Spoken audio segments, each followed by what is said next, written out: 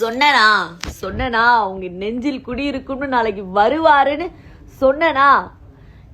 என்ன ஒரு ஸ்பீச், என்ன ஒரு கான்ஃபிடன்ஸ், என்ன ஒரு கிளாரிட்டி. நான் லிட்டரலா அழுகிறேன் அப்படியே. அந்த ஒரு பதவியா இருக்கும் போது லிட்டரலா கண்ணில் தண்ணி கரகரன்னு ஊத்துது. என்னமோ நம்ம பர்சனலா ஏதோ நம்ம சாதிச்சிட்ட மாதிரி ஒரு ஃபீல். கொஞ்சம் நஞ்ச பாடா படுத்துட்டீங்க அந்த மனுஷனை. இந்த பதவியேற்பு விழா முடியறதுக்குள்ள நாங்கெல்லாம் முடிஞ்சிட்டோம். அந்த அளவுக்கு பாடுபடுத்திட்டீங்க.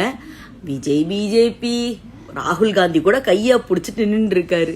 எங்கடி போயிட்டீங்க நீங்களாம்? எங்க போயிட்டீங்க இப்போ?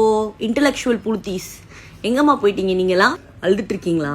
ரூம்ல உட்காந்து கதறிட்டு இருக்கீங்களா? கதருங்க. ஹைலைட் என்ன தெரியுமா? லாஸ்டா வந்து தளபதி எங்களெல்லாம் மறக்க முடியுமான்னு சொல்லி என்னோட குட்டி ஃபேன்ஸ், அதாவது என்னோட சிறு டிவிகே சப்போர்ட்டர்ஸ்னு குட்டி பசங்களெல்லாம் ஞாபகம் வச்சுட்டு சொன்னாரு பாத்தீங்களா bro.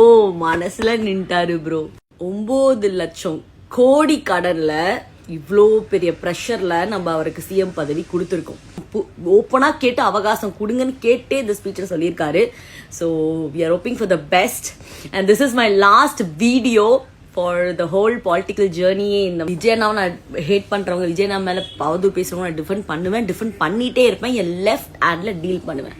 So heartfelt congratulations to the new chief minister.